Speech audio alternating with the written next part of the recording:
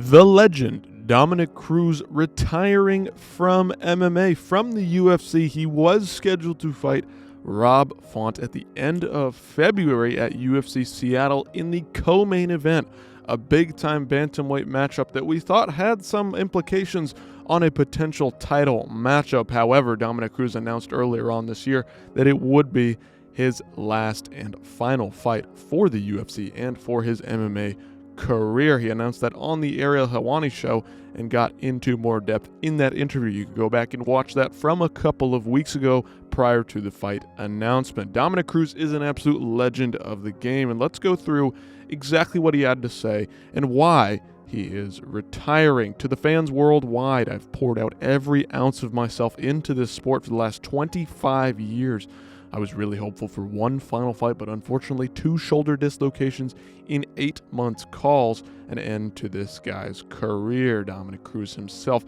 I gave everything I had and I put it into preparation and training for this fight, focusing on my cardio and my body for the past year. But sometimes the body just doesn't cooperate. The pain isn't as bad now that my shoulder is back in place, but the second dislocation was far more complicated than the first.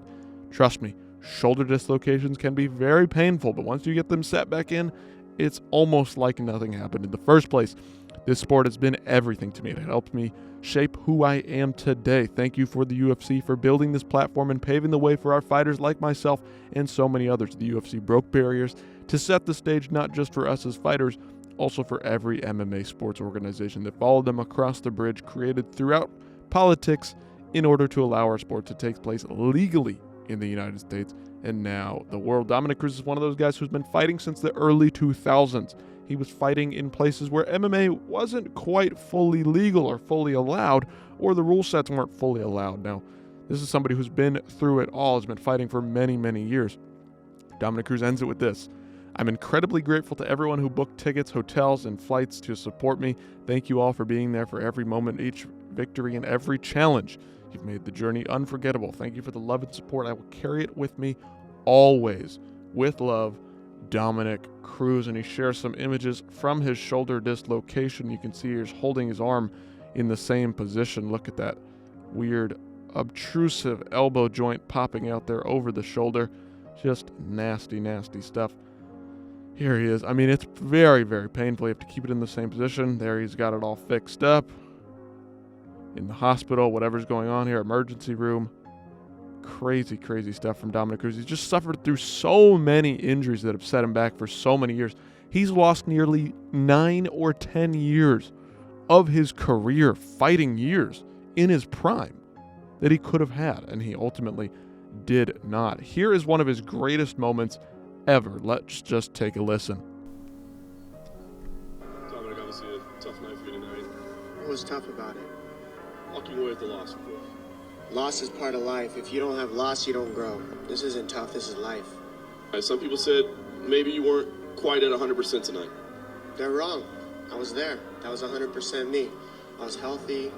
I was everything I've always been in my eyes. I got caught in a couple transitions, and that's how it goes in this game.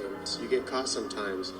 If you don't have loss, you don't grow. This isn't tough, this is life.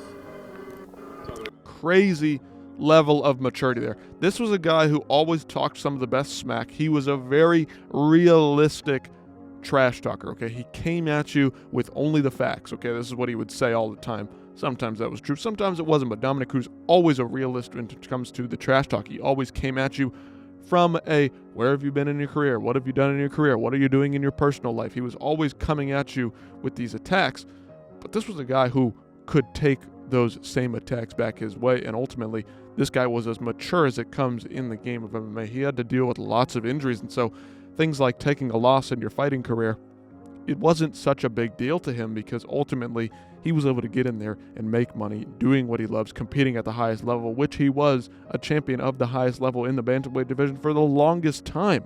Looking back at this guy's career, though, very impressive stuff. I mean, this dude went through it all, had a bunch of fights in Total Combat, local Arizona, Rage in the Cage, but then you can see this here, WEC fights Uriah Faber, takes the loss on the chin and moves on, learns from the loss, right? Takes on then Charlie Valencia, Ian McCall, Joey B, Joseph Benavidez twice, defeats him twice, Brian Bowles. Scott Jorgensen beats Uriah Faber, comes back and beats Uriah Faber, beats Demetrius Johnson, takes on Takeya Mizugaki, beats him, beats TJ Dillashaw, fights Uriah Faber in the trilogy at UFC 199, beats him, loses to Cody Garbrandt, one of the most legendary performances of all time by Cody Garbrandt, probably the best performance on any given night, one of the best fights you will ever see from Cody Garbrandt. Was that guy going to lose on to anyone ever in the history of the bantamweight division? I'm not so sure on that night.